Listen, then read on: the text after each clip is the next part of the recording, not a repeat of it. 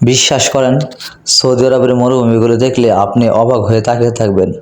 যখন আপনার সামনে পাহাড়গুলি আসবে, কালো কালো পাহাড়, আপনি বুঝতে পারবেন না এই পাহাড়গুলো আসলে কিসের তৈরি।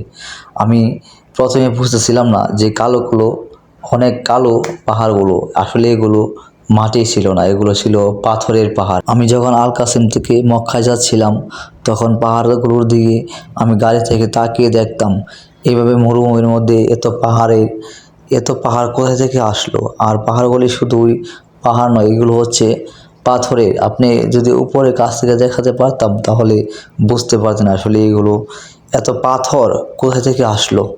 আমার অনেক ইচ্ছে করেছিল গাড়ি থেকে একটা পাহাড়ে নেমে যে সবাইকে দেখায় যে এত পাথর, এত বড় বড় পাথর কোথা থেকে আসলো, কিভাবে এখানে পাথর হয়ে গেল এই পাহাড়গুলো। আরেকটা কথা না বললেই নয়, যারা সৌদি আরবে দেখেন এবং এসেছেন, দেখবেন 5 মিনিট সৌদিদের বসত বাড়ি আর 5 ঘন্টায় ছিল মরুভূমি।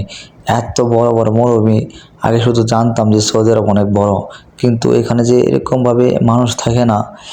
আর এত বড় বড় মরুভূমি, এত জায়গা রয়েছে এখানে, আপনি না দেখলে বিশ্বাস করবেন না। আর সেই মরুভূমিতে এত বড় বড় পাহাড়গুলো দাঁড়িয়ে আছে, আপনি আল্লাহু আকবার না দেখলে বুঝতে পারবেন না এই পাহাড়গুলো, এই মাটিগুলো কিভাবে পাথর হলো আল্লাহ ভালো জানে। এত পাথর, এত মাটি কোথা থেকে